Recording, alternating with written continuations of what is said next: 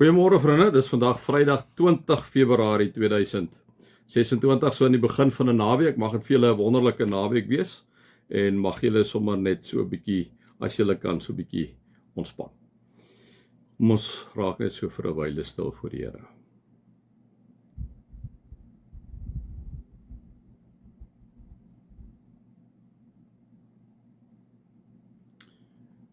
O Vader God, U wat die almagtig is, die alomteenwoordig is, die alwetende is.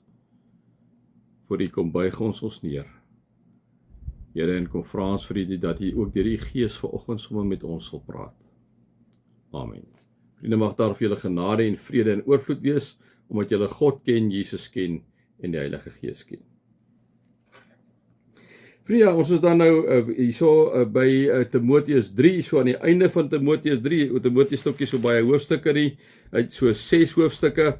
Paulus is besig om eintlik maar die temas aan te spreek op hierdie stadium met Paulus is besig met Timoteus te praat sommer oor temas. Hy praat 'n bietjie oor gebed, hy het 'n bietjie gepraat oor die vroue in die gemeente, hy het 'n bietjie gepraat oor die diakens en oor die ouderlinge het hy gepraat.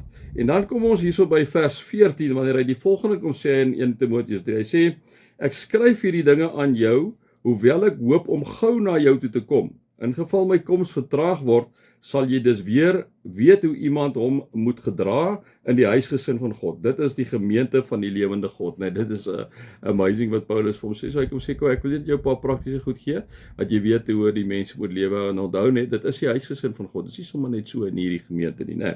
Die gemeente is die draer en die beskermer van die waarheid. Die gemeente is die draer en die beskermer van die waarheid, en nou kom stipuleer hy die waarheid. En dit staan bo alle teenspraak dat die geopenbaarde waarheid van ons godsdienst groot is. Dubbelpunt. As mens het Jesus in die wêreld gekom, deur die Gees is bevestig dat die reg aan sy kant is. Aan die engele het hy verskyn, aan die heidene nasies is hy verkondig, in die hele wêreld is hy geglo, en in heerlikheid is hy opgeneem. So Paulus kom sê net gou vir hulle, dit is die Jesus waarin julle glo. En weer eens, vriende, wanneer ons kyk in die tyd wat ons lees baie oor die opkoms van Islam, wat radikaal is, wat 'n radikale opkoms is, as radikale Islam en gewone Islam. Ek weet nie of 'n ou dit te veel kan onderskei nie, want ten diepste lê dit maar dat dit gaan daaroor dat dit teen die Jode en teen die Christene is, en teen enige iemand wat Islam nie aanvaar nie. Daarom ook die verskillende kossoorte, wat ons nie mag, wat hulle mag eet, ons, of wat hulle moet eet, nadat die halal tekens daarop is, ons word eintlik een kant toe geskuif, né? So, die mense wat nie vir Jesus Christus aanvaar as persoonlike verlosser en saligmaker nie, is inderdaad die anti-Christ, vriende. Is inderdaad heidene wat buitekant God se helm staan. Kan hulle enige tyd kinders van die Here word? Yes. Praat die Heilige Gees met hulle? Ek dink die heeltyd.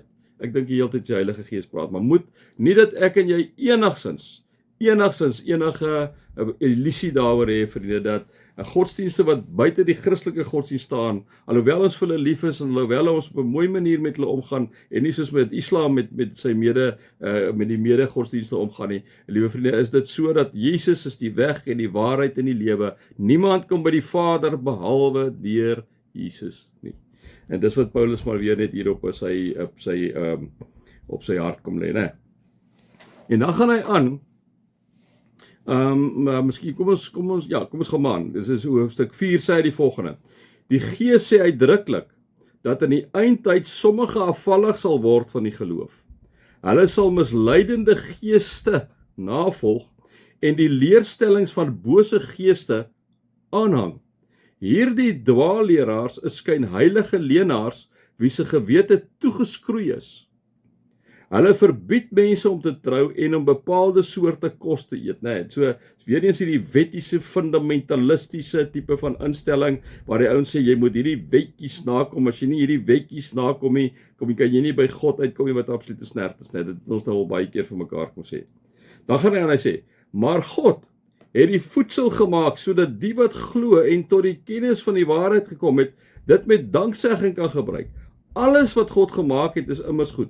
Niks wat met danksegging ontvang is verwerplik nie, want dit word deur die woord van God en deur die gebed geheilig, né? So hierdie die halal en alle goed absolute snert, alhoewel ons met groot liefde na ons moslim broers en susters kyk, né?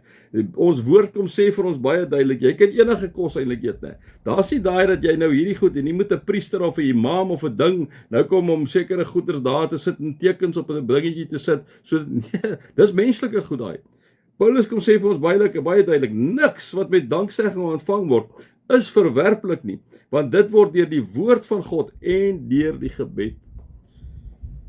gebed geheilig.